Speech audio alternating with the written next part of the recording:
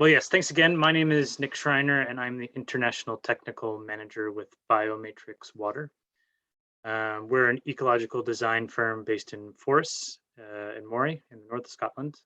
You can probably tell from my accent that I'm not originally a Highlander, but a married one, and I've made Scotland my home, and really excited to be working with Biomatrix and you know, restoring and reinvigorating waterways across the UK, but also across the world. We've got projects in 12 countries currently and looking to do more. And our partners are everyone from small farmers to big municipalities and government agencies. But we really like just working with motivated people and like yourselves who are concerned about the water that brings life to their community. So yeah, again, thanks for having me. It's really exciting to chat with you all tonight. So this is the state of a lot of waterways in the UK, across the world. More than half of the world's cities are based or built next to large waterways. And these are the lifeblood of these communities, and they're in real trouble. For too long, the water has been relegated to concrete channels and sheet pile canals. In an effort to control it, it's seen as a force to manage and not one that brings life. And so what you're left with is something like this. This is a canal along the L'Aviland River in Rennes in France. Beautiful city, beautiful urban center, but a lifeless body of water. And what we can do using just some basic infrastructure is give nature a new toehold on this water, reintroduce new ecology, and through that improve biodiversity and water quality. And in addition to all that, create a space for people and engage people with these water systems and the heart of their local communities. Another example from China, a stormwater conveyance. Again, just what is traditionally seen as an opportunity an effort to get water away from one place, to move it across the landscape without considering the life that needs to exist within it. And again, using really basic infrastructure and a few plants, we can transform this space and give nature that new toehold that it needs to establish itself. A picture, this is a bit closer to home, Alexander Park down in Hastings. Again, a nice reservoir, a beautiful park, but really a dead bit of water and really poor water quality. But reintroducing floating wetland systems has drastically improved the water quality. This was water that was affected by sewer runoff, all sorts of nasty pathogens, in addition to nutrients like phosphorus and nitrogen that can cause algae blooms. So the plants do a really great job of biocomplexing these pollutants, to absorbing it and breaking it down so that we can restore and maintain water quality in these really important reservoirs. So how do we do this? Well, our system, and I don't want tonight to sound like a product pitch. We have we are one tool in the quiver of the restoration ecologists in the world, and our approach is to reintroduce ecology onto water using a floating system. And our system is modular, so it comes in a few different shapes and sizes that then we assemble into larger shapes and sizes of floating wetlands. So it's a bit like ecosystem Lego or ecosystem IKEA. So here you can see a set of islands going into Killingworth Lake in Newcastle. So everything gets assembled on the shore, bolted all together, and then floated out into the lake. And here's the result. So at the top left corner there, you can see the team doing the last bit of assembly anchoring, getting ready to install the plants. And then in the bottom right is about 18 months later on a maintenance visit to check the growth and do a bit of weeding. So you can see that it really doesn't take long for the biomass to establish itself, really taking advantage of the pollutants that are there and using that as their food and establishing a really diverse biosphere, multi-level habitat, both above and below the surface. And as a result, or one positive impact anyway, is that we're told that the carp fishing has been the best it's been in years on Killingworth Lake. So we've obviously done something right in the plant selection and the placement of these islands and the great root structure that descends below them. There's a nice biofilm that grows on the roots, and that's really important to water quality treatment or water treatment. But also makes for great habitat and great sort of feeding spots for carp and other species of fish, in addition to amphibians, macroinvertebrates, all sorts of marine life. Our system is fully recyclable and built with recycled materials. So in addition to introducing new ecology, we want to make sure that the manufacturing process isn't itself detrimental to our environment, and that the whole system sort of fits within a circular economy. So we use, as I said, fully recyclable and recyclable materials. We use old drinking water pipe that's then ground up and reformed to create the floating structure. We have stainless steel flanges that allow the various modules to be connected.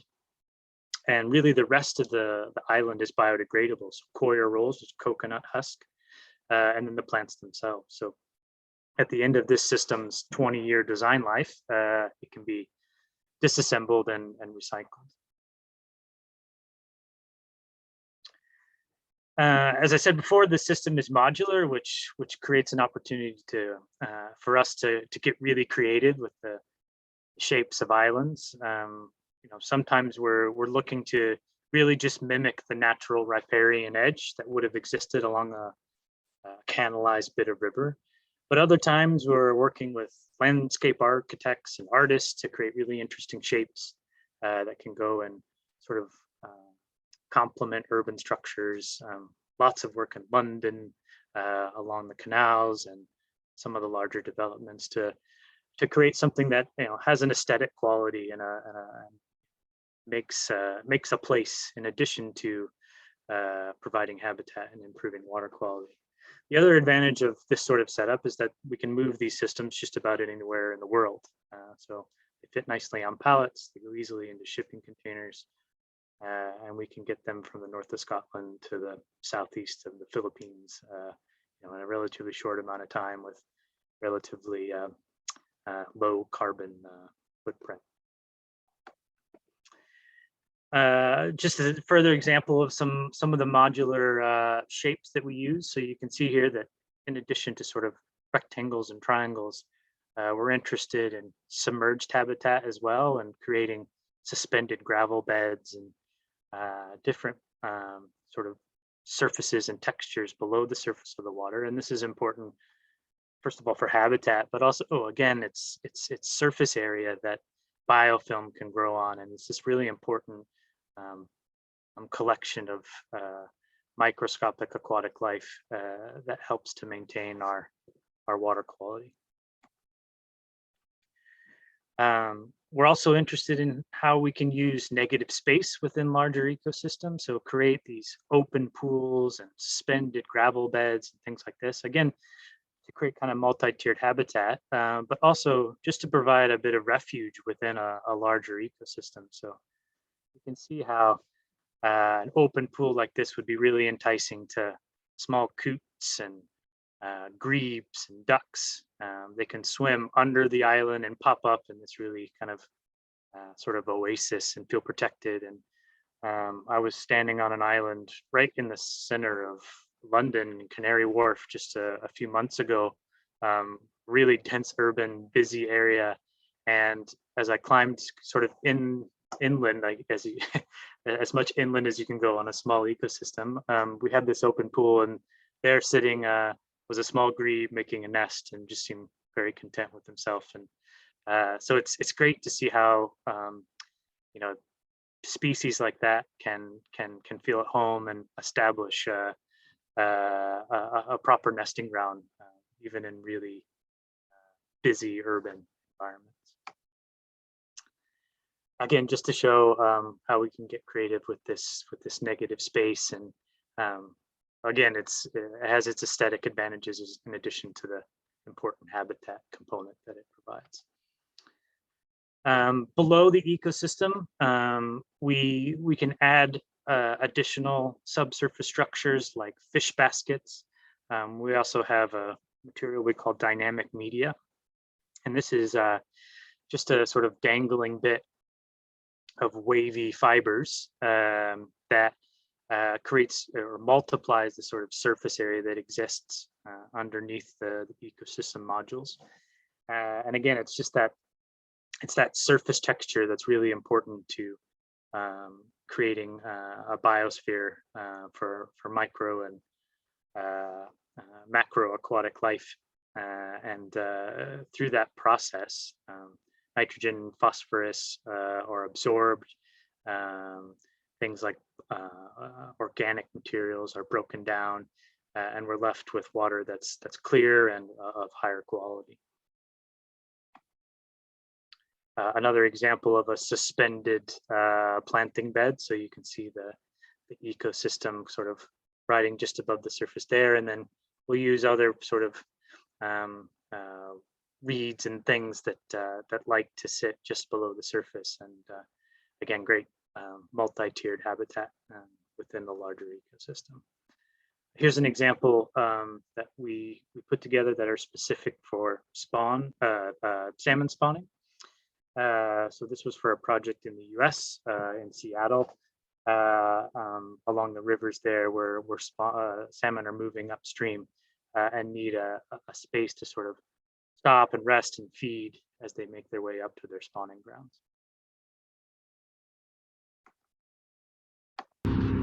This is an example of a system that we put in Liverpool at the Wapping Dock. So different from some of the ones I've shown already, this is an estuary environment, so brackish, salty water.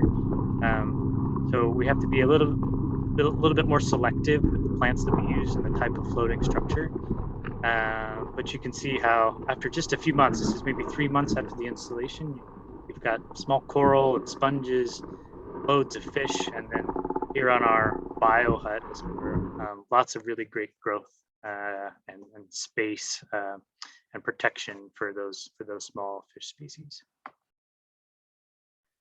When it comes to the plants themselves and the planting substrate, to be more specific, we have a few different options, and we can create sort of different environments. We want to try to mimic, again, the natural sort of riparian structure, the natural riverbank, lakeshore, or mud flat that existed before a water system was canalized or redirected. So on the left, you'll see what we call our 3D system. So this is coir rolls with mulch and wood chip infill. We use this mostly in freshwater applications. So it's, again, replicating that nice bit of riverbank. And it works really great on canals. So we do a lot of work with Canal and Rivers Trust. It just makes sense on these sort of dense urban sort of thoroughfares. And they fit nicely along the canal walls, and we can grow a whole variety of aquatic species and other, sort of more terrestrial plants using elevated planters and things within these coir planting lanes. And then on the right is what we call our 5D system. And this is a system that we're using more in estuary environments. So at the mouth of rivers, along coastlines. So this is an attempt to recreate salt marsh and mud flat using leca, which is light expanded clay aggregate, and wood chip, or a combination of the two. In this case, our as I said before, our we have to be little bit more selective with species. So we're using more halophytes, and this sort of plants that are more salt tolerant. So you won't see the big blooming, flowering purple loosestrife and other species like this that you might see in a freshwater application, but they're no less important to that estuarine environment. And this works really well, along the coasts of Britain and beyond. We can also get, again, sort of looking at aesthetics and using more natural materials. We've edged several ecosystems in Scottish oak, so using reclaimed bits of Scottish oak to create this sort of edging to hold in the media infill. And again, this is just our way of thinking more circularly with the structure, and also coming up with something that looks nice in the end as well, and fits well in urban environments and small pocket parks and things like that, where the aesthetic brief is important.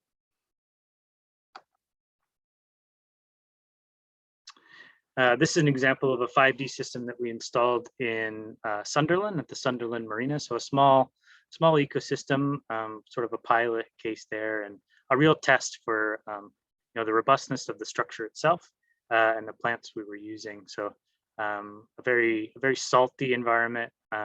Also, we have big changes in tidal levels. So we had to make sure that we were installing a structure that not only supported the plant life and the ecosystem, but moved well with changing tides and responded to changes in salinity. We're at the mouth of the River Weir, and so during periods of high rain, the amount of fresh water increases, but then can drastically drop again. So we have to have plants and a structure that adapt well to that environment. We also have to ensure that the ecosystem is going to stay in place, obviously. So we get creative with the anchoring structures that we use. If we're along a bit of quay wall, we can very easily put in a bit of weighted cable like you see there to allow the ecosystem to rise and fall with the changes in water level or the changes in tide. And as I said before, we're using marine grade materials, but also materials that are recyclable. So the stainless steel can easily be recycled at the end of the lifespan of the system, whilst at the same time it doesn't rust, doesn't break down in sunlight. So we can ensure that these systems are going to last 20 years or more. We have one system in Finland, probably our oldest, that sits in a lake that freezes every year, and it's sort of been doing its thing for about 17 years now, just floating along. The plants grow, they die back. It's a self-sustaining and self-perpetuating system, and we're really proud of that one.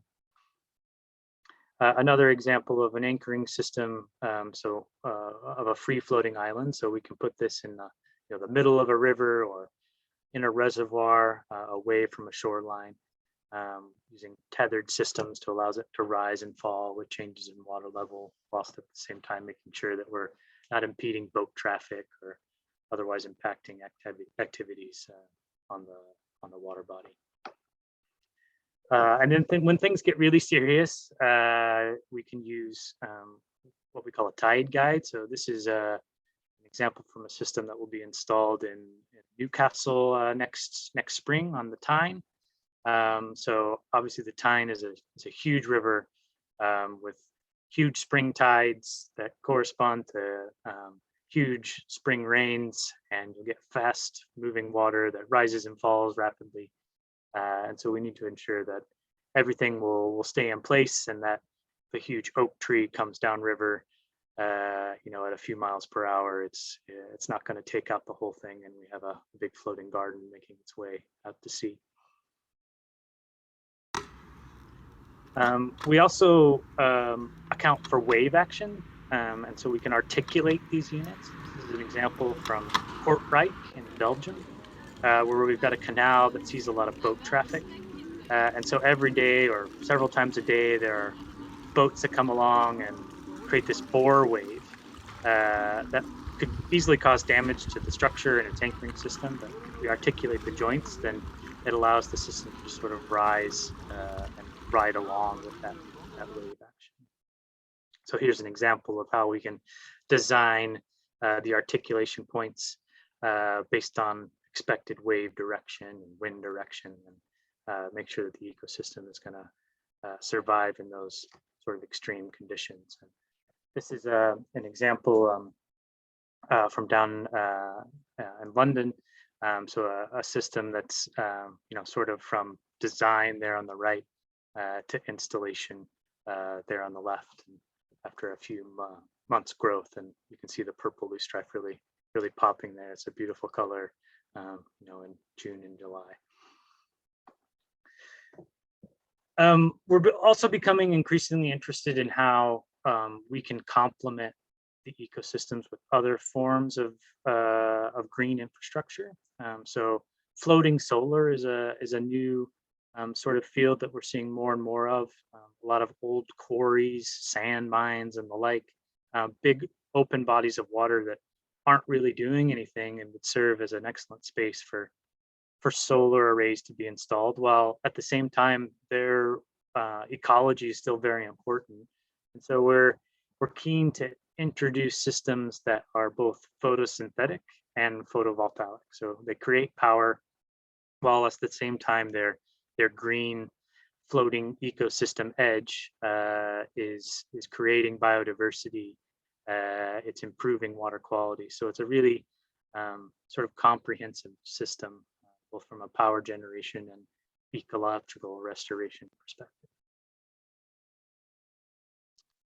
So to get a little bit more specific about water quality, and I'm an environmental engineer by background, and so I could sort of wax poetic about nutrient neutrality and phosphorus biocomplexing. I would expect that not everyone here is that interested in in those topics, but just to say, as Simon kind of alluded to at the top of the talk, plants, natural systems are really adept at managing nutrient load, managing organic materials, and this is what's coming out of our sewers. When we have these combined sewer overflow events, these periods of heavy rain that correspond with heavy sewer, fouling load, which results in an overflow into our rivers.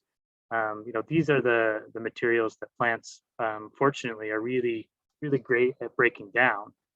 So they take up phosphorus, they convert nitrogen, ammonium, and nitrogen from ammonium to nitrate to nitrite, and then eventually into nitrogen gas. And so it's all this is just to say that these ecological systems have been doing this for millennia, and if they weren't and didn't continue to do so, none of us would be here. So there's a real opportunity to take what nature already does and already knows how to do, and just give it a chance to do that on our waterways. So this is a bit more in depth on the project there in Alexandra Park in Hastings. So we were working with the EA and others to improve bathing water quality. So you can see how we use the floating ecosystems on the reservoir that was receiving water that had been contaminated by sewer runoff. And so we created kind of a baffle system and arranged the floating ecosystems in a way that the water sort of slowly meanders around them. There's really great contact with that root structure, really good contact with that biofilm that grows on the roots.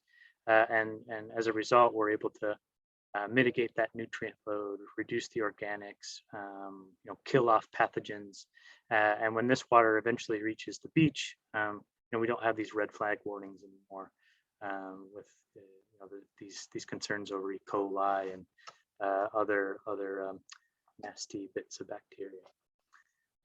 So as part of this project, we're doing a lot of monitoring, both water quality, but also biodiversity monitoring. So doing macro invertebrate studies and things like this. And really the objective here is just to get our finger on the pulse of the overall ecological health and metabolism of these water bodies. So there's the sort of maths that can be done with regards to nutrient uptake and things like this, and the improvement in certain milligrams per liter of this and that. But really what we're trying to achieve is just jump-starting the ecological metabolism of these water bodies, and that has a knock-on effect and can really act as a catalyst for sort of greater overall ecological health on this waterscape. So this brings me to some of our kind of more ambitious projects and a program that we call the Living Water Cities. And so it's this idea that we have, as I said before, more than half of the world's cities are built around major water bodies. And for really too long, these water bodies have been neglected, or at best seen as something that needed to be engineered and controlled. And the Wild Mile project in Chicago along the Chicago River is an example of a community looking at a water body that had been heavily modified, relegated to a sheet pile canal, and thinking, no, this is our home.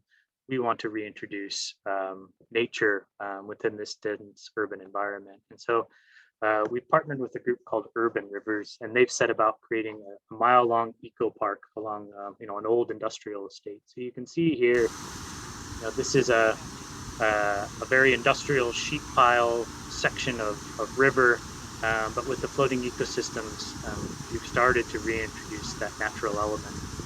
And it's become a haven for kayakers, for anglers, for all sorts of people looking to enjoy the water again. And so they have really ambitious plans, and we're lucky to be partnered with them to introduce not only floating ecosystems, but floating platforms like this one as an opportunity to engage people with their water that surrounds them. So classes school children can come down to these platforms. They host classes there and other activities, again, just to get people sort of engaged and refamiliarized with the water that's around them. So this is another example of such an initiative in London. So a project that was installed over the summer at the Royal Victoria Dock. So again, a chance to create kind of a pocket park and a new bit of green space on a water body that has for very long just sort of been seen as a big open pool in the middle of East London. And yes, there's swimming clubs and a wakeboard course and all sorts of other activities happening, but still not enough effort put into to introduce new wildlife on this really kind of important section of the Thames estuary. So this project, I think, is the first step in what I hope are many to provide kind of a new green space and a new ecological toehold, as well as a space for people to congregate and to sort of enjoy a bit of nature in the heart of the city. And here is another project on the Rochdale Canal in Manchester. So again, we've done lots of work with CRT, and they've been really great and really ambitious with how they're sort of revitalizing and re-envisioning these canals that run across the country. So the Rochdale is a beautiful bit of canal that runs, and a great way to get across Manchester. But it was really neglected, and aside from the narrowboat traffic, there wasn't much interest in keeping it up and maintaining it and making it a part of the city. And putting these floating ecosystems in has really created a new green space along this towpath and helped revitalize this section of the canal.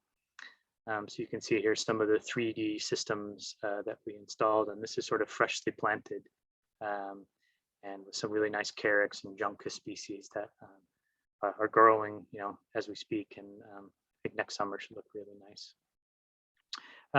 Here's another project, again in London on the Regent's Canal, a really beautiful section of canal, a great little development, nice flats, a beautiful spot to park your narrow boat, but for a long time there was nothing on the water. So we worked with a community group, and some of you might have seen, we were on Country File a few months ago. The wildlife farmers of Hengistbury were there putting in these floating ecosystems, and it's been a real community initiative, and one we're just happy to be a part of, as we're a business providing this engineered structure, but we really just kind of want to get behind these sort of grassroots initiatives to reintroduce ecology in these urban environments, and really proud of the work that they've done, and the mobilization they've done in that community to get this project realized. And I'll sort of wrap up with just showing I think one of my favorite pictures, and that's just involving kids in Belgium. This is again in Kortrijk.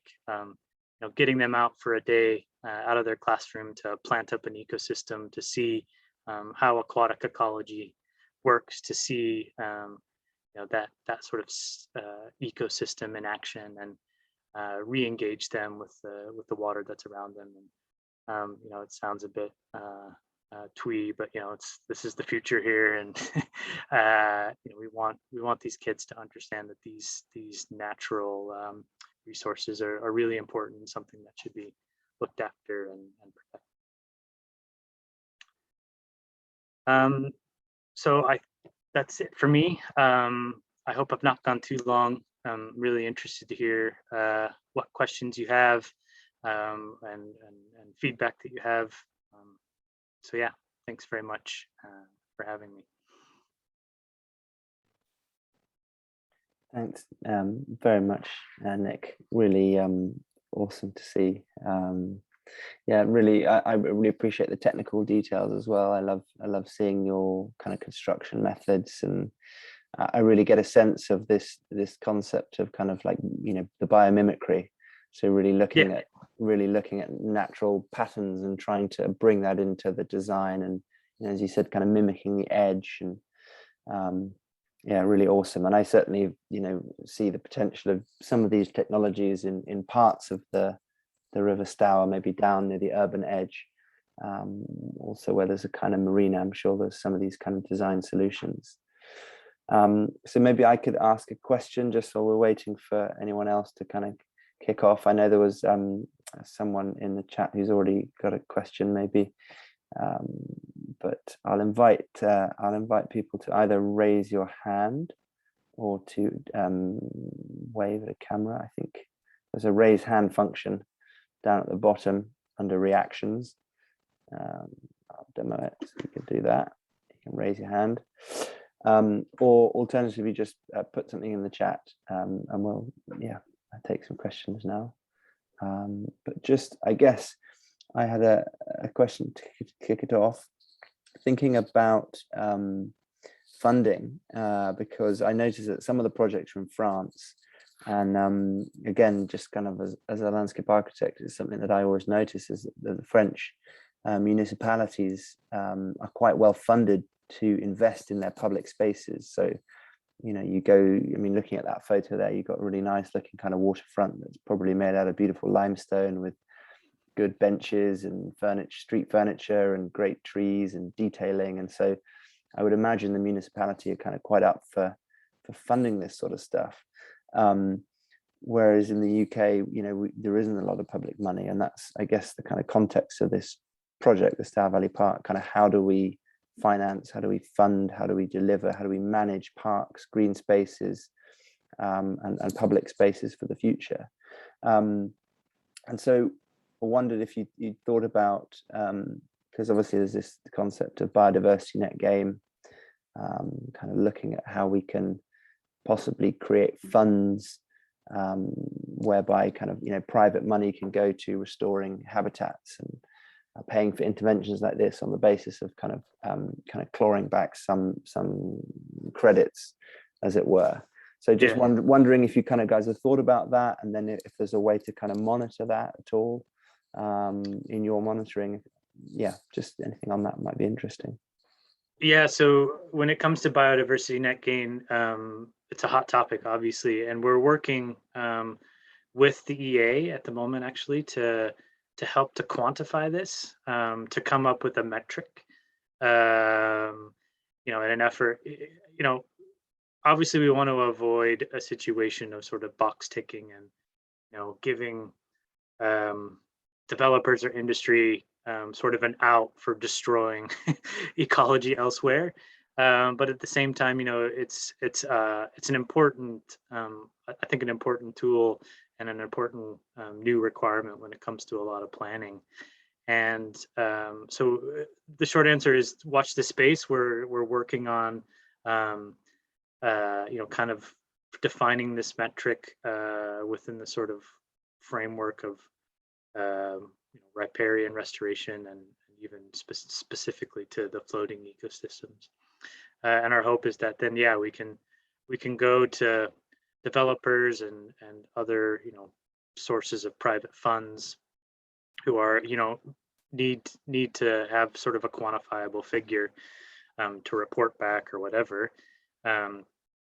And so our hopes is to have something in the next year or so to do just that. Obviously, the water quality improvements are easy enough to quantify. The science around water sampling and monitoring improvements is sound, and we've got a lot of experience doing that. But it's also relative to the size of the ecosystems, and so ecosystems like you see here on a really large body of water are going to have a minimal impact. So there is an economy of scale, and we have to weigh sort of biodiversity, water quality improvements, and the sort of catalyst that these systems can be for kind of overall ecological health, and come up with a way to turn that into a figure or a point that people can look at and say, okay, I'll fund that. But we're making progress, and we are seeing, I think, a lot of interest from developers, not only because they need to check certain boxes for planning permission, but also just because they want to provide, they're a developer, they want to make money selling businesses or homes. But these also need to be nice places to live and work. And so I think they're recognizing that, the water is important to people and ecology is important to people, and improving, these water bodies is in everyone's interest. It's a business win in addition to an ecological one. So I think, it's slow moving and not as quick as we would like, but I think there's a wave that's gaining energy, and our hope is that more and more people are going to see the advantages of this kind of system, but also all sorts of other restoration initiatives. Awesome, thanks very much, Nick. I have got another one, but I'll wait and see if anyone has their hand up. I'll take that pin off and maybe just drop to gallery view. Do we have any questions from anyone on the floor? There's one from Anne. I don't know if you're there, Anne, if you'd like to unmute yourself and speak, or whether you'd like me to. I'm here. Hi, Anne, welcome. Would you like to ask any questions to Nick? I just find this concept very exciting. I had read about it before, but this is the first time I've actually seen it. And I think there's a big market where I live, because I'm just minutes out of Charlotte, where there's lots of money, and everybody who's got money lives on water. And so I'm interested in seeing if they want to come out to this way, this company. We'd love to. Yeah. Yeah. I have a 5-acre lake that's waiting there for a test site. Okay. I should say, if anyone wants to get in touch, and it'd be lovely to speak with you, Anne. I'd like to. Yeah, my email. I realize I don't have it listed there. That's my colleague Galen, but it's just Nick, Nick, at biomatrixwater.com. So we'd love to hear about everyone's ideas for potential restoration projects, and just if you have questions about the technology. I will definitely get a hold of you. Great. Great. Thanks, Anne. Good luck with that. Max just dropped Nick's email in the chat. Oh, great. There's some questions coming in. Angela, would you like to ask a question? Angela Price, that is. If you'd rather not have, there we go. Hi, Angela. Hello. I'm just wondering if there's any advantage to your floating system to one that's permanent, building permanent islands with rocks and gravel and stuff. Great question. I think it's important to say that, you know, the floating system is one tool, and anywhere that it would be possible to restore a riparian edge, a river bank, or a lake shore to its natural state, I think that's should be the first choice. And we're not suggesting that this should be an alternative to that. The same would go for possibly for natural islands. Although I think the advantage of a floating structure versus an artificial island is that that subsurface biosphere that we're able to create. So a little bit more difficult to do that with a sort of terrestrial structure, because there's not the same access to the roots and everything else that exists below the floating ecosystem. Yeah, this is what makes this kind of approach really adept at water quality improvements, at subsurface habitat creation.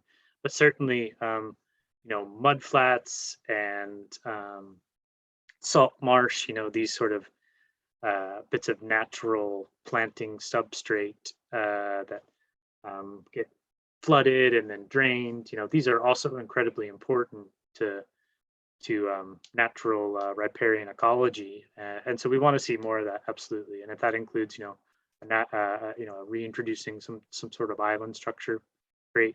I think our focus is kind of the urban environment and places where these canalized sections of river aren't going to get changed, at least not drastically, because there's homes there, there's businesses there, there's important infrastructure that can't be extensively altered. And so, yeah, we're one approach, and of which there are many when it comes to restoration. Thank you.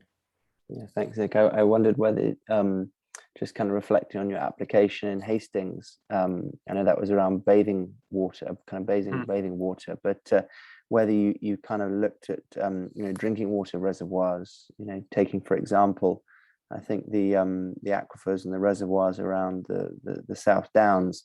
I remember hearing that the water quality has such high levels of nitrogen into it that they're having to pump water in from other counties to blend it to make it suitable for drinking quality. And so you kind of think, well, could these systems be put in reservoirs just to take up that nutrient load? Wonder if you've kind of worked with any water companies there. Yeah, we've started to. Again, it's kind of there's a new push now within the kind of water sector, the water industry. Obviously, they're getting a lot of bad press around nutrient loads in their drinking water reservoirs and overflows from their wastewater treatment plants, and they're looking for relatively low cost, low energy input solutions. And again, I wouldn't suggest that a floating ecosystem or several floating ecosystems on a large drinking water reservoir is going to solve the nitrogen and phosphorus issue, but it's a step. And it's again, it kind of we point to this sort of knock-on effect that this ecosystem or these types of ecosystems can have. And you reintroduce this bit of ecology, and it jump starts the sort of natural ecological metabolism of a reservoir. These reservoirs for too long have been seen as just that, a big open volume of water that's there to store a certain quantity of drinking water before it's treated and distributed, not something that's really meant to be an ecological feature. So we are speaking with water companies and thinking about how we can get creative with ecosystems and other interventions to manage the phosphorus, to manage the nitrogen, also creating habitat for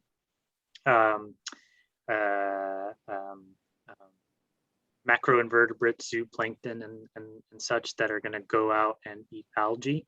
You know, if we can give them a habitat to grow and thrive, then they can go out and manage these algal blooms that are causing all sorts of problems on drinking water reservoirs as well. So it's, yeah, there's a solution there, and it's great to see that you know, water companies are starting to show an interest. And yeah, it's relatively low costs, doesn't require any energy, and certainly compare that to pumping water from counties away and investing in huge energy intensive treatment processes. You know, this is a practical approach. Awesome, thank you. We'll probably introduce you to one of the team up at Longham Lakes, which is, I think, southwest of Bournemouth Water, who have managed that, also for fishing.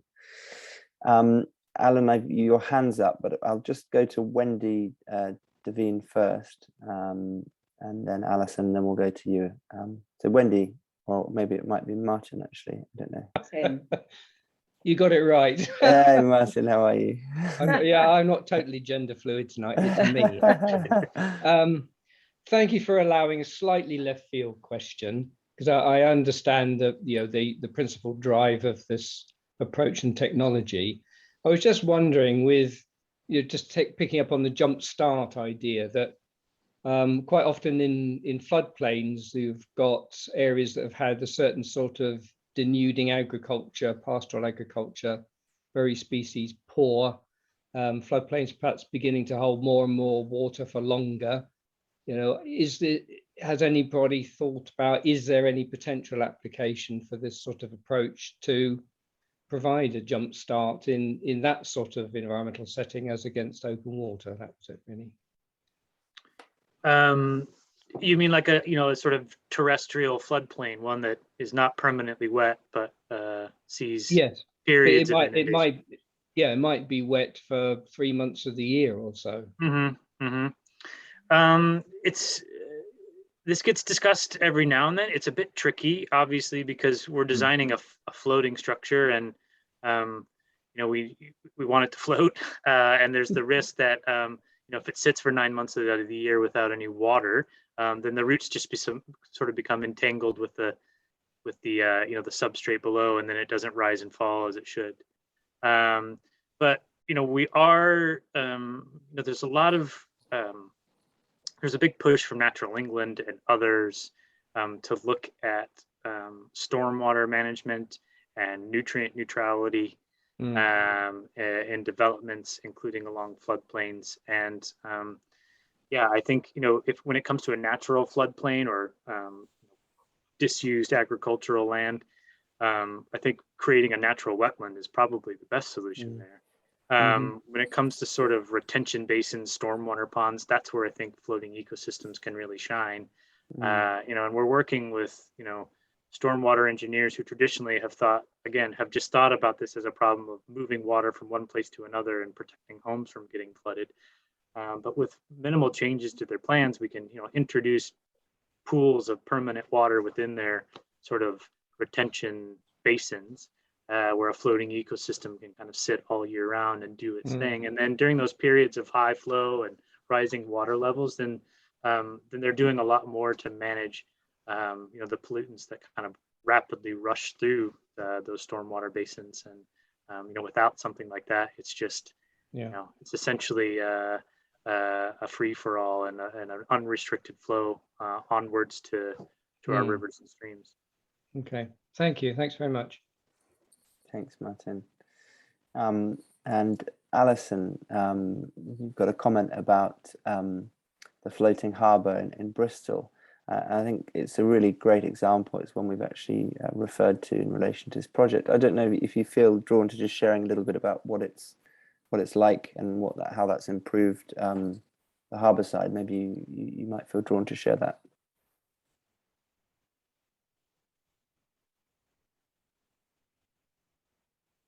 Yeah, okay. And Diana, you had a question around winter maintenance. Just maybe a question on maintenance in general there, Nick. How are these maintained? Sure. So in the first year to 2 years, we recommend sort of biannual visits to these systems to check the plant growth, check that emergent biomass, and make sure everything is growing as it should. There's not a sort of undesirable species like nettles or buddleia sort of taking root. So it's a bit of weeding, a bit of plant check, spot replanting, things like this. But after about 18 months and certainly 2 years, you saw those pictures of the islands there in Killingworth Lake. They're really mature, and from that point on, they're going to be self-sustaining and self-perpetuating. So the plants, they grow, they die back. That detritus, that deadfall, falls onto the island. It creates sort of a new composted media within the floating structure, and it just continues like this, continues like this continuously. And there's really not much maintenance for the sort of biological component of the ecosystem beyond those 2 years. Otherwise, it's just an annual check of sort of the ecosystem structure, making sure bolts are still tight, that all the floats are in good shape, that the anchoring hardware is still in place, that anchors are where they should be and chains are where they should be, and the island hasn't moved. And we recommend doing that on sort of an annual basis. When it comes to winter, there's really no change unless there's going to be there's concern about heavy ice flows or something like this, which isn't really a problem in the UK. And some, like that lake in Finland I mentioned earlier, we do need to sort of design for that. If there's going to be ice and ice breakup. But otherwise, no, the plants are happy to go dormant, and then they spring back to life, come March and April. Brilliant. Thanks, Nick. I liked your description earlier about a giant oak tree floating down the river and taking one of these away. I guess that's that could happen. Yeah. Okay, and I think it was it Alan? Yes, that's right. There we go. Thanks, Alan. Would you like to unmute yourself and ask away? Yeah, thanks, Simon. Just a comment on one of the questions, two questions ago on terrestrial floodplains. Constructed wetlands are the obvious way to go to nutrient and sediment removal along affected rivers, but also water meadow systems traditionally were thought, I believe, to also do a similar sort of thing, certainly on some of the big catchments, the Avon, the Froome, even probably the Stour once upon a time. The science didn't really support that. Apparently, nutrient removal by water meadows was quite poor, which is very surprising. Anyway, sorry, my question was really, I'm very interested in the Hastings work, and I can see how aquatic macrophytes, and obviously they do, remove N and P from the water. But what's the mechanism by which they can actually remove pathogens and things like E. coli, particularly down in Hastings, where they're trying to increase, water quality for bathing water standards? Yeah, so the method that sort of works is it's basically aerobic digestion. So we're creating this nice kind of oxygen-rich bit of subsurface structure that the organic material is essentially, that biological oxygen demand is oxidized, and amongst that organic material is these pathogens. So to do this, obviously we need a surface structure for the biofilm to grow on, and it's the same sort of biofilm that you would see in a more traditional batch reactor, in a traditional wastewater treatment plant. So what we'll do is, in that Hastings example, is that we have included solar-powered, a certain amount of solar-powered aeration.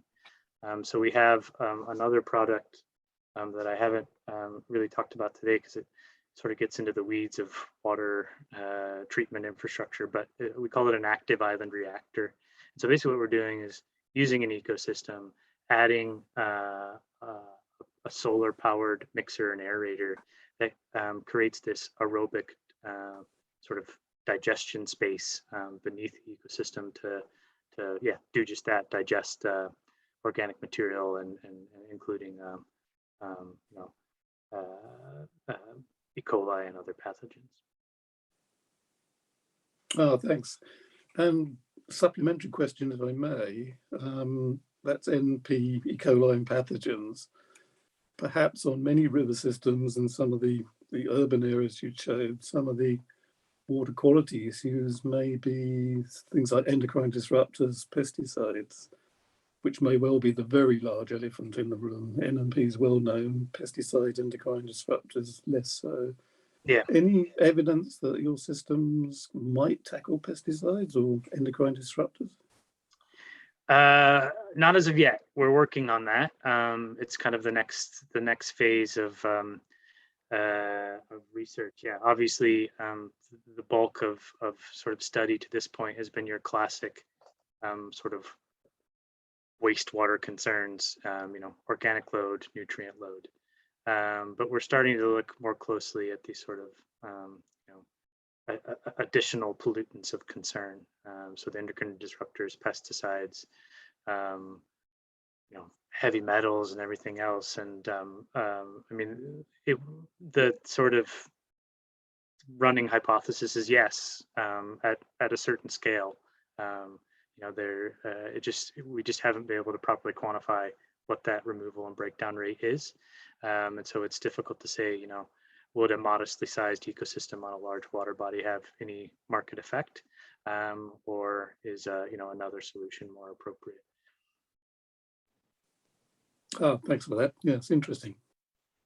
Thank you, Alan. Great questions. And thank you, Nick. And I guess it's also worth saying that do have a look on the Biomatrix website, because as Nick alluded to, there are a whole range of kind of products and expertise that these guys offer around these key themes, including kind of constructed wetlands and dealing with effluent and such like.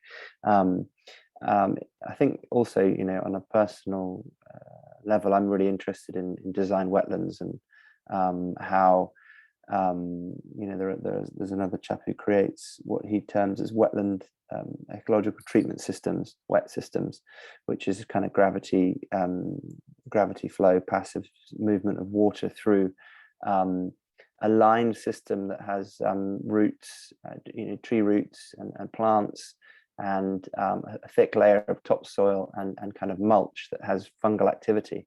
And so you have all of these different organisms and fungi working in this kind of topsoil layer, and you know, pulling out all of the nasties from the water. And he's got some quite interesting stories of kind of sewer lorries kind of dumping, you know, a whole load in the top pond, and then the next day people having a swim in it and the water quality being absolutely fine. So, you know, quite extraordinary ability of natural systems to do this great work. So there's one question from Angela around beavers, who we had the topic of beavers 2 weeks ago. I don't know if you'd like to share your question, Angela. Maybe we could speak to that.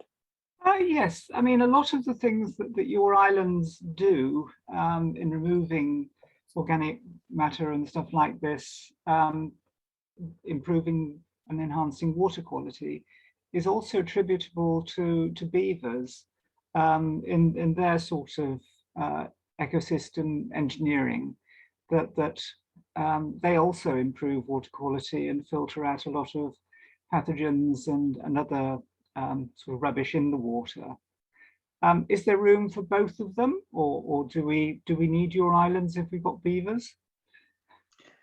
Absolutely, I think there's room. I think there's room for both of them.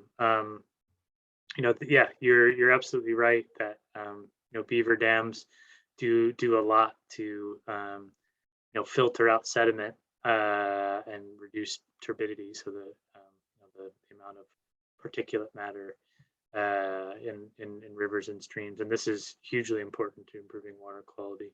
I think there's, I'm not an expert on this, but I think there's less sort of benefit in terms of nutrient uptake and biocomplexing, as we call it. So it's like the uptake of nutrients and binding it in the plant biomass.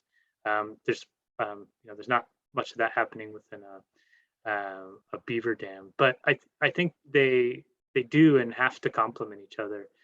Again, we're just trying to replicate the sort of natural ecosystems that would have existed, 1,000 years ago, and those would have included beaver dams. They would have included natural riparian wetlands. So in addition to the work that each are doing from a pollutant management perspective, from a hydraulic systems management, they're also providing two different types of habitat. And so the floating structures are important for nesting birds and fish species, and the growth of biofilms and zooplankton and all these sorts of things. So I think there's a place for both, in any project that's focused on proper restoration of this water body in the greater watershed. I mean, beavers are also seem to control or reduce the risk of downstream flooding in where their activities. At the moment, it doesn't look as if your islands are able to do that on the structures you've shown us today, anyway. No, I wouldn't suggest that. We design these systems to move up and down with water levels. So they're not really a flood mitigation tool. No. They can be used to, if arranged in certain ways, can be used to slow water velocity. So acting as kind of a brake within a river, or certainly within a coastline. We're often including these systems in places where we want to sort of attenuate wave energy. So those are ways we can use these systems to sort of mitigate the damaging force of water. But yeah, again, a beaver dam is incredibly important to the hydraulics of water systems, and certainly don't want to suggest that we would replace them with this. They're both very important. Thank you. Thank you, Angela. Yeah, we'll have the beaver video. I don't know if it's up online yet, but like all of these talks, we have them recorded and they'll be posted online, so do check it out as well. I'm for beavers and for floating ecosystems. I think there are all sorts of design solutions that can be implemented to add to the health of the water and river wherever we are. They're pretty degraded across the country. So any other questions before we possibly wind down for the evening, and anyone else have any queries or questions they'd like to ask Nick before we stop for the evening? No? Okay, great. Well, any concluding remarks from you, Nick? Feel free to add anything, but here we go, one from Carol. Beavers in the urban environments. Interesting. They do live in the urban environment, and again, I'm sure Nick, in states that coming from America, beavers and humans coexist pretty well. I think there's apparently, and Derek, who spoke on beavers last week or 2 weeks ago, was saying that on the River Frome outside Asda in Frome, that there's actually there's a pair of beavers who've made a dam. So, and all over Europe, they exist in the urban environments quite happily. So yeah, I think hopefully there's opportunity for coexist. Great. Yes, thanks, Max. Max put the link there as to kind of where the videos will be in the talk section under the website. So do check them out, and do get in touch with Nick and have a look at Biomatrix for all their other projects. But Nick, thank you so much for coming along, giving up your evening. Really interesting, and I hope everyone else has enjoyed it as much as I have. So thank you. Thank you very much. Thank you all. Great discussion, great questions. Thanks.